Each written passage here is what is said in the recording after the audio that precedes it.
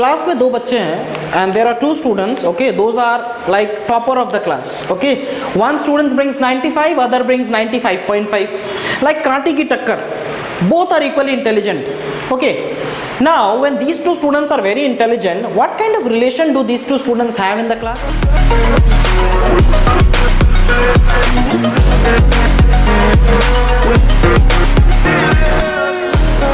Hello everyone, welcome back to students of class 12 arts or humanities. Today the topic of discussion will be on political science and the name of the chapter will start from intro, that is chapter 1. Chapter 1 is all about political science and then I'll give you an intro and then we'll proceed to chapter 2 without wasting much time. Okay, so students, first of all, this will be a book, okay, or any book you can refer which you have got through. Let's not rely too much on the books and let's depend on the grounds of what political science actually is. Now first of all, as the name suggests, students, what do you mean by political science? When I say political science, science is basically something which relies much on applicability. It is not much theoretical, okay? It is not like history. Political science is all about politics. There is a different branch which is political theory as well. But science means something which relies much on applicability, where you can see the things happening in front of you, and things which happen in front of you in the sphere of politics, in the sphere of political domain, is totally political science. The paradigms are totally different, like history and political science. If you think that the subjects are same and everything relies on mugging up, students, you are in utter disappointment. Totally, history and political science are two bifurcations. They are different. Okay, so it is not just about mugging up and like understanding. Okay, so in political science you have to use your logic and understand, and you have to see the things which is happening. It is nothing imaginary. It is all either happened or is going to happen. Okay, so science means that, where applicability stresses much. So in chapter 1 you are going to study much about power and all those things. Chapter 2 is where actual thing starts. Okay, we'll start from Cold War era. I'll give you a brief intro before starting and then we'll go on to the chapter.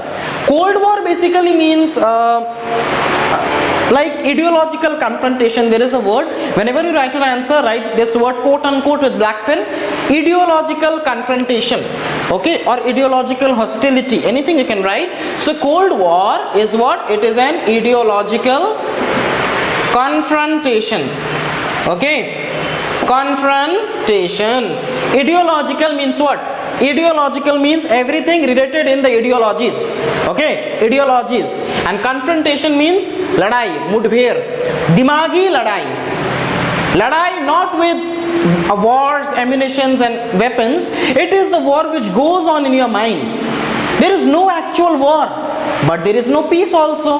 Hence Cold War is also known as a war, or as a situation of no war and no peace. शांति भी नहीं, लड़ाई भी नहीं, understood, बीच में रहना, इसको कहते हैं cold war. I guess it is clear a bit understood. लड़ाई भी नहीं होगा और झगड़ा भी नहीं होगा, शांति भी नहीं होगा, understood, nothing. So this kind of ideological confrontation goes between US and USSR. We'll discuss much on that. Now before understanding it, no, we'll start the explanation. बीच से नहीं स्टार्ट करते, चलो एकदम आपका सेकेंड वर्ल्ड वॉर से start करते हैं कि उसके बाद क्या हुआ होगा. Students just go through this. सिर्फ वीडियो कॉपी पेन जहां पे लगता है नोट करना है, नोट करते जाएंगे साथ साथ में, understood. Keep on noting down wherever you think it is necessary. Okay, now we know that the first world war had started from 1914 and it had lasted till 1918. Yes, 4 years, clear. After that the first world war ended and then the second world war started in 1939 and ended in 1945. How did the second world war suddenly come to an end? ये और लंबा चलता, कैसे end हुआ? You know that USA had bombarded two important states of this thing, Japan, Hiroshima and Nagasaki on 1945. USA had basically like bombarded these two states and it was a nuclear attack. And what had happened was that Japan was taken 100 years back. Like Japan was totally plundered and devastated, and Japan was totally in no way it could prolong the war. So Japan had actually surrendered from it, understood, and hence the war had abruptly come to an end. Clear? So with the end, तो second world war कैसे खत्म हुआ? When USA bombarded Hiroshima and Nagasaki on 1945 and in that case Japan was in no case like in the situation to prolong the war, and hence Japan had surrendered और war वहीं पे रुक जाता है। अच्छा, यहाँ से तमाम चेंजेस आते हैं। What happened after 1945? Okay, let me tell you, the first thing which happened was that main lead आपको पता है USA जीत जाता है, understood, and the war stops. Okay, now what happened? There was a conference. Okay, now the name of the conference was Potsdam Conference. Potsdam conference लिखते जाएंगे copy में साथ साथ।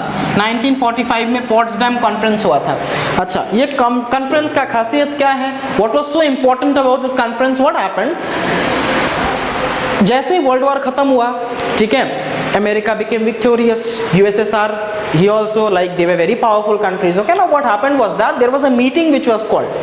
अब उस मीटिंग में बुला करके क्या देखना था कि वर्ल्ड वॉर तो खत्म हो गया है, ना किसके पास कितना पावर है, कौन से देश कौन से पोजीशन में है, तो ये देखने के लिए आयोजन एक मीटिंग किया गया था। And what was the outcome of this meeting? Meeting का कंक्लूजन क्या निकला? कंक्लूजन ये निकला that it was seen that Japan was totally plundered. उसका कोई सीन ही नहीं है, वो शक्तिशाली देश और नहीं रहा, वो खत्म हो गया। मेन लीड में दो जन आ गए। मीटिंग में पता चला दैट दो कंट्रीज के पास दुनिया का सबसे ज्यादा पावर है। And what were the two countries? The two countries, one was USA, okay, or the US, okay, anything, the United States of America, and other one was USSR. What is USSR? Union of Soviet Socialist Republic. Kindly note it down. Union, UNION, Union of Soviet, SOVIET, Soviet Socialist, SOCIALIST, Socialist Republic. Okay, इसका एक, ये दो countries के पास was totally, the world was like divided, you can say, between these two powers. दुनिया का सबसे ज्यादा power, wealth, शक्ति, सब कुछ इनके पास ज्यादा मिला। This was the outcome which was seen in Potsdam Conference. समझ में आया? इसका नतीजा ये निकला, ये दोनों को खुल के बाहर आ गया। ठीक है, अच्छा, क्लियर है इतना? I guess I not any problem. If you have any problem, please go back, rewind the video and see it from there, so that the things become more clear to you. ठीक है, USA USSR के पास सबसे ज्यादा power मिला है। अच्छा, अब क्या होता है? अब ध्यान से सुनेंगे, कोल्ड वॉर कहां से स्टार्ट होता है? अभी तक कोल्ड वॉर नहीं था, अब कोल्ड वॉर स्टार्ट होगा पॉट्सडैम कॉन्फ्रेंस के बाद। अच्छा, रिलेशन बताते हैं थोड़ा, एक एग्जांपल देना चाहूंगा, ध्यान से सुनेंगे। क्लास में दो बच्चे हैं and there are two students, okay, those are like topper of the class, okay, one student brings 95, other brings 95.5, like कांटे की टक्कर, both are equally intelligent. Okay, now when these two students are very intelligent, what kind of relation do these two students have in the class? What kind of relation do these students have in the class? Are they very good friends? Like they'll eat together, like walk together and sit together, talk together. Will they have this kind of relationship? No, they don't have that kind of friendly relationship. Okay, if they are not friends, are they enemies? Do they fight always, like cat fight करते रहते हैं? No, मुंह पे लड़ाई भी नहीं करते हैं। उनका जितना भी कंपटीशन है दिमाग में रहता है, आइडियोलॉजी में चलता है। इस बार मैं फर्स्ट आया, नेक्स्ट टाइम तेरे को बीट करूंगा, मैं फर्स्ट आ जाऊंगा, ऐसा लड़ाई रहता है। ना दोस्त ना दुश्मन, पढ़ाई को लेकर के लड़ाई। समझ में आया? आइडियोलॉजिकल कन्फ्रंटेशन, दिमाग में एक दूसरे का मर्डर कर रहे हैं और सामने में कुछ नहीं दिखा रहे। समझ में आया? बात समझ में आया? So this is the main thing which happened between USA and USSR. ये दोनों क्लास के मतलब पूरे वर्ल्ड के टॉपर्स थे। इसके पास भी पावर है, इसके पास भी पावर है। लड़ते थे क्या? Did they fight? No, they did not fight. Okay, were they friends? No, they were not friends. So what were they fighting for? There like everything was there in the mind only. Mind game चलता था। क्या mind game? कब कौन किसको beat करके world का top most super power बन जाएगा, हेजीमन बन जाएगा। There is a word which says hegemon. Okay, hegemony चलेगा या फिर hegemon, this is a political term, you can write it down. Okay, always use this term so that to make your answers more beneficial and more attractive. Okay, like authoritative, bureaucracy, ठीक है, और ये hegemony, ठीक है, US dominance, world politics, this kind of contemporary world politics, ये सब answer में black black से लिखेंगे, आपका आंसर का क्वालिटी बहुत इंप्रूव हो जाएगा। ठीक है, अंधाधुन लिखना सबको आता है और मार्क्स भी नहीं मिलता है। So you have to use these things and then you have to make your answers more different from others. Clear? So now there was US hegemony. Hegemony means what? Hegemony means extreme dominance. Extreme dominance. किसका extreme dominance? By any one superpower. ठीक है, अच्छा, सो सभी हेजीमन बनना चाहते थे, ये इसको हराना चाहता था और सुपर पावर बनना चाहता था वर्ल्ड का, ये इसको हराना चाहता था, ठीक है। तो इन दोनों के बीच में क्या स्टार्ट हो गया, एक कोल्ड वॉर स्टार्ट हो गया, कोल्ड वॉर, ठंडा लड़ाई, ठीक है। So there was a cold war which started between USA, United States of America and USSR, Union of Soviet Socialist Republic, clear. It started just after Potsdam conference, जब इनका खुलासा हुआ था 1945 में, ठीक है। और ये बहुत दिन तक चला, ये ठंडा लड़ाई जो था ये एंड खत्म हुआ कब आपका, ये पॉट्सडैम कॉन्फ्रेंस खत्म हुआ आपका 1991 में। क्यों खत्म हुआ वो दूसरा है टॉपिक, उसमें disintegration of the Soviet union, ठीक है, मेनी थिंग, Gorbachev एक then Gorbachev was a leader, he brought some rules like glasnost and perestroika, many rules were there which brought understood, and suddenly what happens, slowly USSR disintegrate हो गया और USA automatically बिना लड़ाई का भी world power आज बन गया। आज सुपर पावर कौन है बोलने से क्या बोलोगे, कंट्री पूरे वर्ल्ड का यूएसए है। कैसे बना वो बाद के टॉपिक्स में देखेंगे, आई गेस इसी चैप्टर के लास्ट में है, वो डिस्कस करेंगे बाद में। यहाँ तक क्लियर है क्या, हेजीमनी क्या है, पॉट्सडैम कॉन्फ्रेंस क्या हुआ था, कोल्ड वॉर क्या है। अच्छा बच्चे कोल्ड वॉर का एक लिख लो, व्हाट इज कोल्ड वॉर अगर क्वेश्चन आता है, सो आप ये लिखेंगे, cold war refers to the ideological confrontation, quote unquote ideological confrontation between two superpowers, USA and USSR, which had started just after the Second World War in 1945 and ended in 1991 with the disintegration of the Soviet Union. It is a situation, नीचे लिखेंगे second point, it is a situation of quote unquote no war, no peace. लड़ाई भी नहीं, शांति भी नहीं, ठीक है। So that is cold war, I guess इतना अच्छे से क्लियर है, I guess no problem, okay. Book refer नहीं करेंगे, बुक से रीडिंग नहीं करेंगे, स्टोरी जैसा समझेंगे, दिमाग में स्टोर करके रखना है, अंडरस्टूड। एक बार में नहीं समझ में आएगा, वीडियो को 5 बार देखो और समझो, क्योंकि ये बिना समझे 12th का एग्जाम में नहीं बैठने सकते आप। You don't have any like right to go and sit for the exams if you don't know anything about Cold War and like contemporary world politics. Okay, so I guess this much is clear.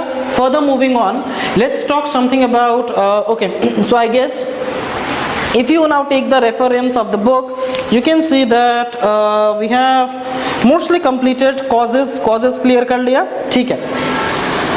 अभी 2 countries आ गए थे cold war के dominion में, एक था USA, दूसरा है USSR. बात समझ में आया, यूएसए यूएसएसआर के बीच में कोल्ड वॉर स्टार्ट हो गया, कब से, after the second world war 1945। Okay, दोनों के बारे में जानना जरूरी है क्योंकि कोल्ड वॉर में तो ये दोनों ही है।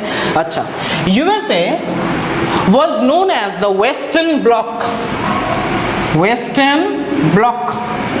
BLOC ही है, K नहीं होता है, अंडरस्टूड, वेस्टर्न ब्लॉक ही बोलते थे उसे, BLOC, and this was known as Eastern Bloc, ठीक है। Okay, USA was abided, USA ने एक पैक्ट साइन किया था जिसका नाम था नेटो, साइन किया था 1949 में। ओके, नेटो का फुल फॉर्म लिख लेंगे, North Atlantic Treaty Organization. North Atlantic Treaty Organization कब साइन किया था, 1949 में। कितने स्टेट्स थे, 12 स्टेट्स थे इसके अंदर, ठीक है। Now USSR had signed Warsaw pact,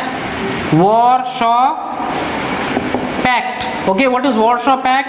He has signed it in 1955, clear? Warsaw Pact sign किया था यूएसएसआर के कंट्रीज ने, और इसमें कितने स्टेट्स थे, इसमें 15 स्टेट्स थे। ये मत सोचना है इसमें 12 है, इसमें 15 है, मतलब ये ज्यादा पावरफुल है, नहीं, इक्वली पावरफुल थे। You can not say that ये ज्यादा ये कम, नथिंग, इक्वली पावरफुल। एक दूसरे के ऊपर अटैक करेगा, there would have mean a third world war also. अच्छा, एक किस्सा भी याद आता है इससे, there was a like for one time what happened, US and USSR they were like front to front each other, एक वॉर होने वाला सिचुएशन था, ठीक है। उसको क्यूबन मिसाइल क्राइसिस बोला जाता है, अंडरस्टूड। 1961 में हुआ था, if I am not wrong, 1961 में हुआ था। 1962 में चाइनीज इन्वेजन हुआ था इंडिया में, और 1961 में आपका वो क्यूबन मिसाइल क्राइसिस हुआ था, ठीक है। उसमें खैर कभी बाद में बात करेंगे। तब आपका यूएसए का प्रेसिडेंट जॉन एफ कैनेडी था, यूएसएसआर में आपका Nikita Khrushchev, and Cuba small island, वहाँ पे Fidel Castro, and there was a like war like situation. I tell you that is also very interesting. I guess if it is there in the syllabus I will surely discuss, and if it is not then we will evade it, okay. So USA was known as Western Bloc, USSR is known as Eastern Bloc. NATO sign किया था, उसने एक treaty sign किया था 1949 में जिसमें 12 states थे।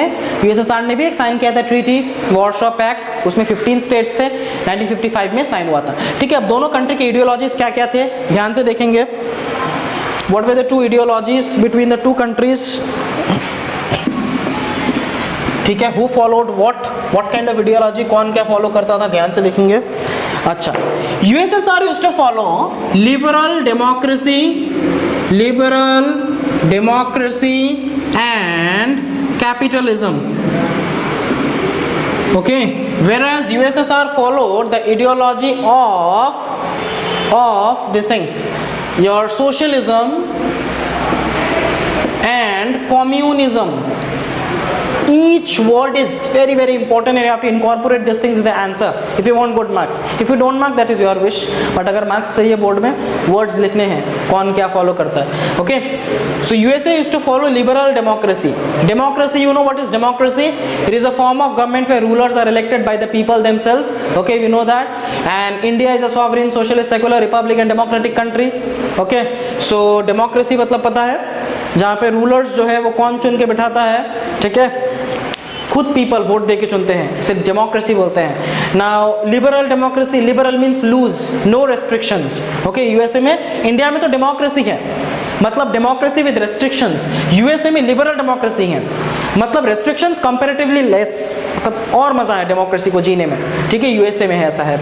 और कैपिटलिज्म है, capitalism means market economy where your market is run by the free forces of demand and supply, where rich gets richer, poor gets poorer. ठीक है, ये कैपिटलिज्म है। ठीक है, तो यूएसए में if you have money, if you go and venture into the business, you will get more richer, but if you are poor my dear, then you will have to be more poor. So that is the ideologies of USA. I guess दोनों clear है, answers में डालेंगे। USSR में क्या है, socialism and communism. Socialism क्या बताता है, सोशलिज्म लिखेंगे, socialism means where government is the sole like interpreter of everything, government is the like head of everything. What he does is that he like distributes income and wealth, he distributes income and wealth equally in the society, equally in the society। ठीक है, government सब कुछ में आता है, so government distribute करता है income and wealth equal in the society. क्या करता है, सारा पैसा गवर्नमेंट के हाथ में रहता है सोशलिज्म वाले कंट्री में।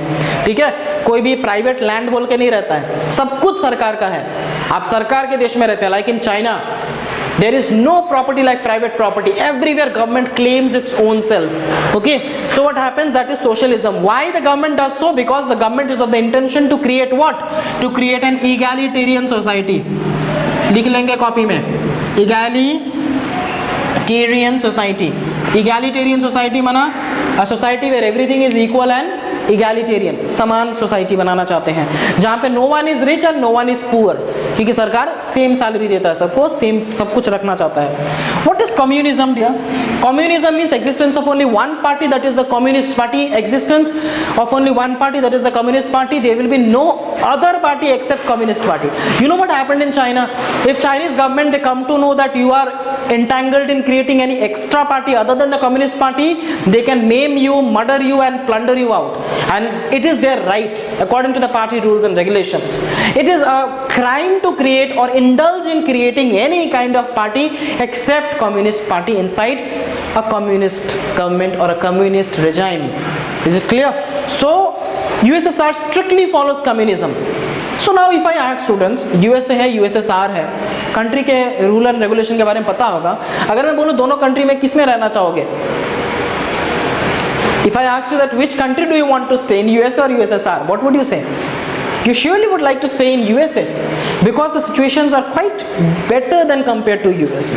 यहाँ पे प्रेशराइज होता है, government is very authoritative, government is very bureaucratic, okay, there is no freedom of speech and expression out there in USSR, but in USA democracy भी नहीं, liberal democracy, country is very rich, no interference of the government, understood, everything is given to the government, everything is provided in the market itself, so rich gets richer and poor gets poorer. Interesting.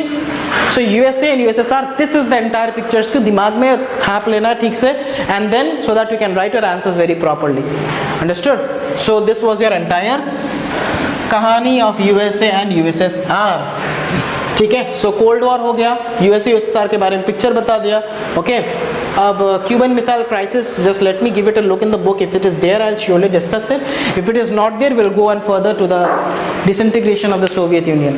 Okay students, so इतना तक clear है I guess. अभी start करेंगे, next topic आपका है अच्छा USA USSR के बीच में रिलेशन कैसा है। अच्छा, मैंने क्या बताया, यूएसए यूएसएसआर के बीच में रिलेशन कैसा रहेगा? Friends no, enemies yes, where enemy in the दिमाग, क्या बोलते हैं? Ideological confrontation. बात समझ में आया? ठीक है, यहाँ तक क्लियर हो गया। आइडियोलॉजिकल कन्फ्रंटेशन दोनों के बीच में चल रहा है भाई, चल रहा है अच्छे से वॉर। अच्छा, when the world power is divided between two heads, no students, it is known as bipolarity. There is a word which is known as bipolarity. Question आता है एग्जाम में, what is bipolarity, तो क्या लिखेंगे? bipolarity क्या है? Bi means दो, polarity means division of power, दो पोल्स में डिवाइडेड है, ठीक है। Bipolarity, power is divided between two heads. कब हुआ था ऐसा? After the second world war, जब पावर दो हिस्सों में बट गया था, ठीक है। बट ये कितने दिन तक चला?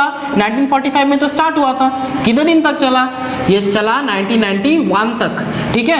1991 में क्या हो गया? यूएसएसआर हार गया, यूएसए अकेला रह गया, तो यूएसए वर्ल्ड का क्या बन गया? हेजीमनी बन गया। Understood? USA became the hegemony और USA became the super power in 1991।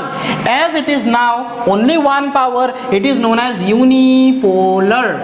Understood? Unipolarity, और uni means one, polar means एक जगह में power concentration. Here power is concentrated between two hands, USA USSR. Understood? So bipolarity, unipolarity, existence of power concentrated only in one hand. ऐसा कब हो गया? 1991 में हो गया। अभी तक भी ऐसा है क्या? हाँ, अभी तक भी ऐसा है, यूएसए ही सुपर पावर है। अंडरस्टूड? तो आई गेस इतना क्लियर है। अच्छा, आगे देखते हैं। अभी बाइपोलैरिटी यूनिपोलैरिटी हो गया। अभी अच्छा नाम के बारे में डिस्कस करते हैं, very very very important part, an integral part coming to नाम। नाम क्या है? प्लीज अगर आप थक गए हैं पॉज करें वीडियो, पानी पी के आइए, क्योंकि ये जो टॉपिक है आपका बहुत इंपॉर्टेंट है। अंडरस्टूड? एक बार स्टार्ट करेंगे, लास्ट तक देखना है इसको, ठीक है। So if you want you can take a pause, go drink and water, sit again with your books and copies, but I want full concentration if you want to understand NAM. Clear? So without wasting time let's start. What is NAM? NAM means non aligned movement, okay, और non alignment movement भी बोलते हैं कोई। कब start हुआ था? ये start हुआ था during the time of cold war. Understood? Between USA and USSR.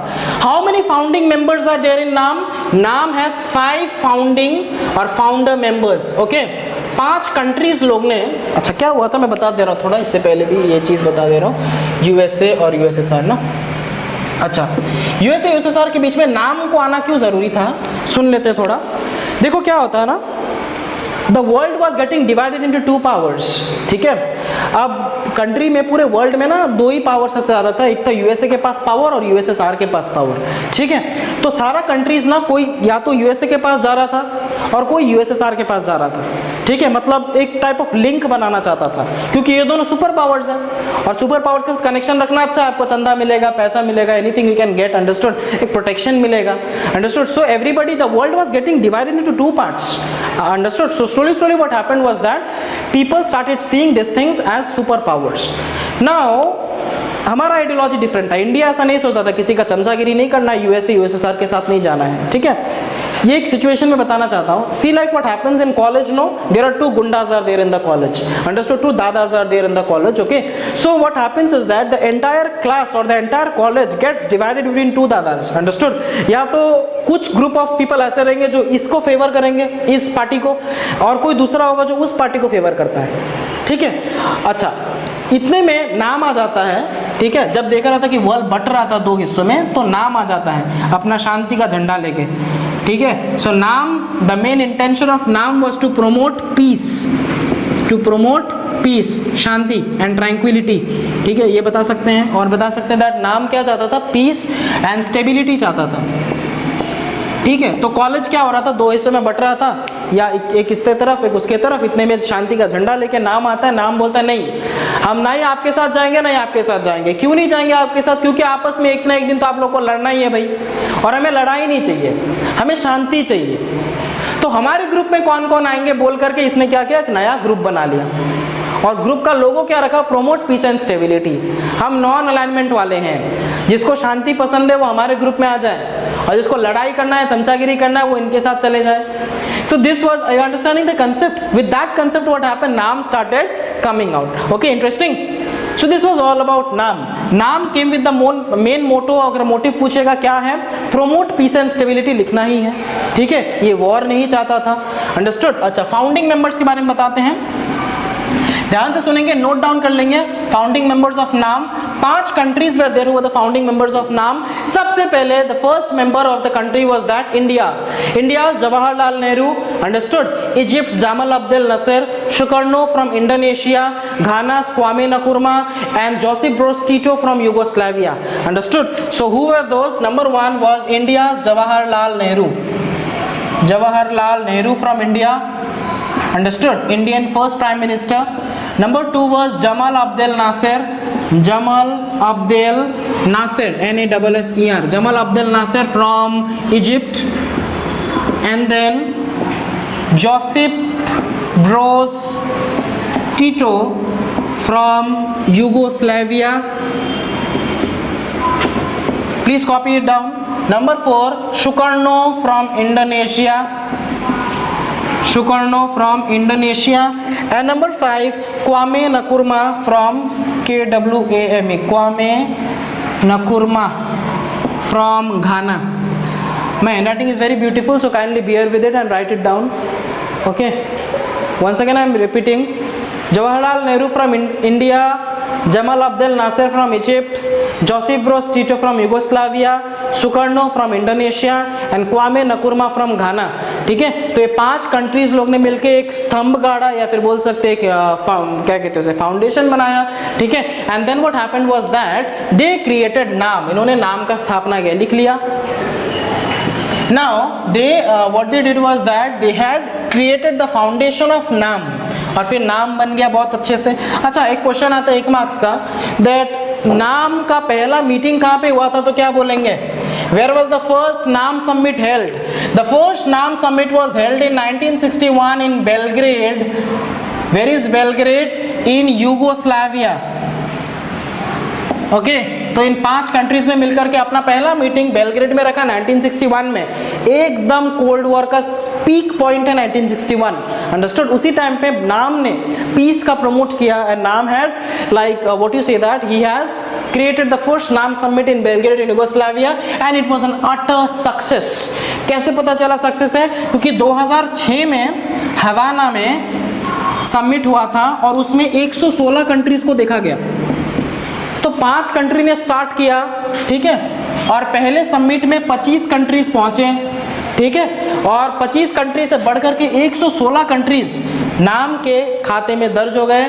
कब? 2006 में देखा गया, ठीक है। तो ये प्रूव होता है दैट नाम was utterly a very successful movement, ठीक है। तो and India got the most prominent chance. आप सोच सकते कॉलोनियल कंट्री है, इसको हाल ही में आज़ादी मिला, गरीब, अंडरस्टूड, कितना बेइज्जती करना पड़ता था, इंटरनेशनल प्लेटफॉर्म में कोई स्टैंड नहीं मिलता था इंडिया को, बट इंडिया ने नाम का प्लेटफॉर्म लेकर के India took India's fame at a peak point. Everybody started seeing India as a peaceful and a peace promoting country जो लड़ाई झगड़े में नहीं जाता है। इंडिया का स्टैंडर्ड बहुत आगे चला गया। सो नाम can you say a significant U turn in the position और in the status which India is having today. NAM has a significant role always, and it will be always written in golden letters that India was taken ahead because of NAM summit only. Understood? These things you have to know very nicely. Okay, so now what happened is that 1961 Belgrade Yugoslavia, I guess लिख लिया, ये clear है। Now ये था तुम्हारा नाम का कहानी।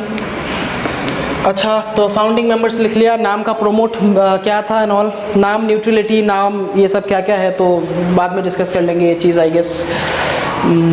अच्छा, लास्ट चीज़ बता देते हैं, 1991 में डिसइंटीग्रेशन डिस्कस कर लेते हैं, चैप्टर खत्म हो जाएगा। ये सिर्फ एक ओवरव्यू, अगर आपको लाइन बाय लाइन पढ़ना है आप प्लीज़ बुक से पढ़े लाइन बाय लाइन, या फिर जब स्कूल खुलेगा तो always will do with line by line, but now this is an overview of the chapter. Kindly take a grasp और a gist of the main basics before understanding the chapter. Okay, so last topic is 1991 में क्या हो गया? Disintegration हो गया. किसका disintegration हो गया? यूएसएसआर का संघ जो है इट फ्रैगमेंटेड, अंडरस्टूड. और डिसइंटीग्रेशन का नाम देते हैं हम इसे, डिसइंटीग्रेशन ऑफ द यूएसएसआर. ठीक है, the USSR got disintegrated in 1991. क्यों डिसइंटीग्रेट हो गया अचानक? What are the reasons for disintegration? इतना पावरफुल कंट्री, आप सोच सकते हैं, जो कि इतना पावरफुल था एंड कैसे डिसइंटीग्रेट हो गया भाई? तो रीजंस बहुत हैं, कई हैं. आज भी पॉलिटिक्स, बहुत सारे साइंटिस्ट जो है वो रीज़न, पॉलिटिकल थ्योरीज जो है वो अलग अलग रीज़न प्रूव करते कि शायद से ये हुआ होगा वो, बट मेन रीजंस एक था, कई थे. चलो एक बता देते हैं. सबसे पहले तो था आपका गोर्बाचेव, एक लीडर आया था. ठीक है, सो Gorbachev he had come and he had bought two policies. Understood? What were the two policies? One was glasnost, other one was perestroika. Okay, glasnost means openness and perestroika means restructuring. Glasnost and restructuring. Restructuring. Okay, अच्छा क्या हुआ ना, Gorbachev आ गया अभी इतने में. ठीक है, अब गोर्बाचेव आकर क्या बोलता है? That I will give you openness. मैं दो पॉलिसीज लाया हूँ, एक है ओपननेस, एक है रिस्ट्रक्चरिंग. ठीक है, तो गोर्बाचेव आकर के जब ये बोलता है दैट मैं सबको आज़ादी दूंगा और मैं सबको लाइक ओपननेस दूंगा. Openness means people will have the freedom of speech and expression, people can voice their opinions, people can come with their problems to the government and government will be there to solve the problems. That is known as openness.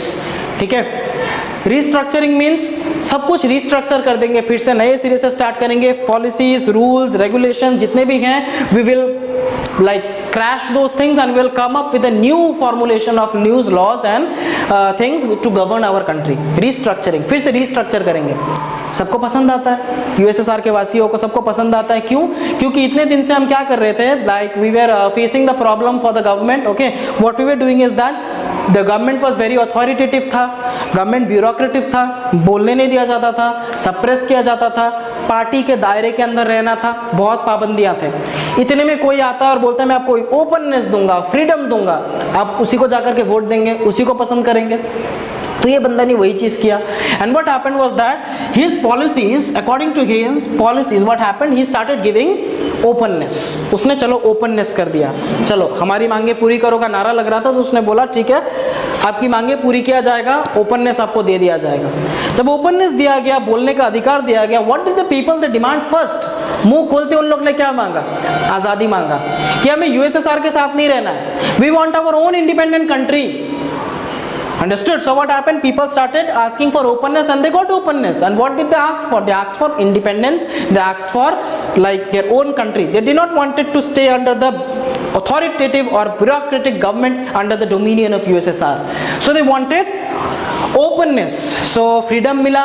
तो 15 country में से एक country ने freedom मिला, वो लेकर के बाहर चला जाके अपना कंट्री बना लिया उसने. एक का देखा देखी बोला उसको दिया मुझे भी दो, दूसरा चला गया, तीसरा चला गया, करते करते कई कंट्रीज चले गए और यूएसएसआर जो था वो डिसइंटीग्रेट होने लगा, धीरे धीरे वो टूटने लगा.